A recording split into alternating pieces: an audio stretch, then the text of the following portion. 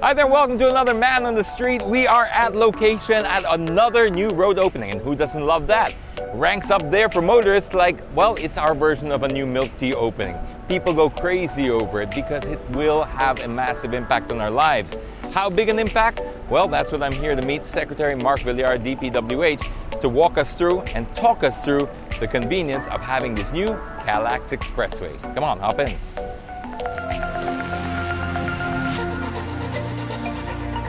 So Sec, once again, it's good to see you. Good to see you. It's always good to see you because every time I see you, it's to open up a new road. Yeah. What we're traveling on right now is probably the longest stretch, I think, that you've opened since we've been doing these. More or less. It's quite long. It's about 10 kilometers. Okay. But what we're passing through now is the Laguna portion of the Cavite-Laguna Expressway. Basically from Mamplasan exit, and then we'll be exiting Santa Rosa. Okay, and the direction we're headed now is going... We are going back to Mamplasan from Santa Rosa. Okay, so we're headed back to Manila. So this would be simulating the alternate route to get back to Manila from Santa Rosa. Yes. Let's say if you're coming from somewhere in Batangas or if you're coming from Laguna, you can enter here and then you'll exit in the Mamplasan exit of the SLEX, which is much faster. I think a very rough estimate, it would save you 10 to 15 minutes, I suppose.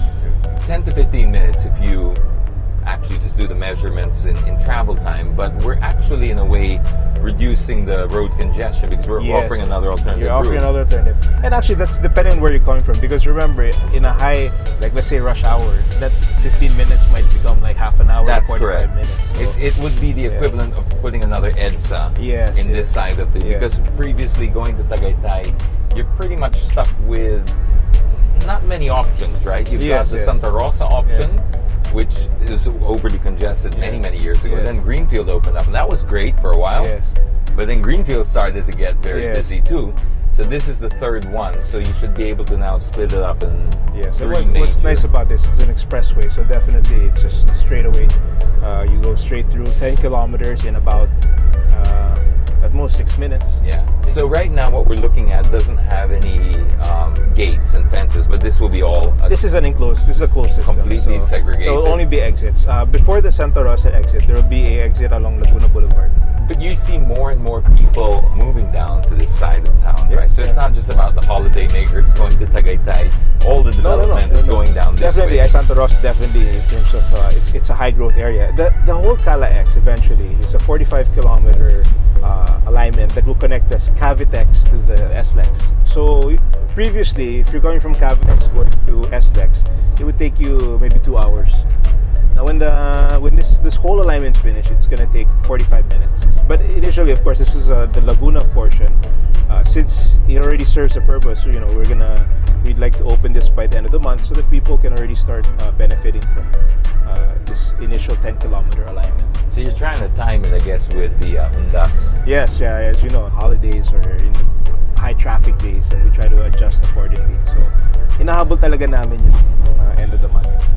Does it sometimes feel like you're holding your breath, just waiting for like the Skyway to open? We're very excited about the Skyway. Of course, all these projects serve a very important purpose, but I think when you talk about the mother of all traffic issues, it's EDSA. And this is one of our knockout punches for the EDSA traffic, because in one blow you get 100,000 cars that will traverse that alignment. And there's a lot of people suffering through the traffic, and it's hard to watch. But the one thing that keeps us going is we know that it's soon. Like the Skyway, it's just a few months away. It's our goal to finish what we have to finish and to create. We deal with it from a problem perspective, like EDSA. We look, what do we have that can solve EDSA? So okay, this is ongoing. We have to push for this. We have to create some other alignments. So I have one that was groundbroken 4 times but never saw any construction. Which one was that? The TR4. Okay. So that was groundbroken 4 times but never was there any construction. So we saw the need. We have to start this now. Are you putting plans basically to put a number on it? The pipeline that we came up with, that we have now, is about 20 times larger than the pipeline we had when we came in. Okay. We expanded the high-speed highway master plan that was done by the Japanese initially. We expanded it to include Cebu, to include Davao. We expanded so it's not just Metro Manila, it's even greater Metro Manila. I'm quite happy that we've already, through the years, we've really built this big pipeline that will ensure the long term. I mean, that whoever's the next leadership after President Duterte will have larger pipeline of high-quality projects that they can implement.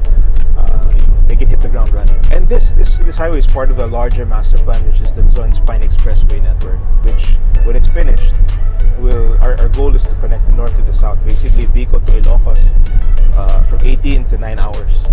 And how much does this cost?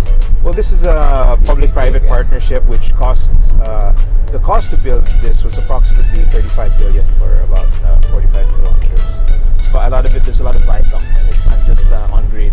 Okay, and that's more expensive? Yeah, it's more expensive. And actually a big portion of that's the right-of-way acquisition, not just the construction, but the right-of-way acquisition is quite large. It's a larger plan, which is to connect Cavitex to SLEX.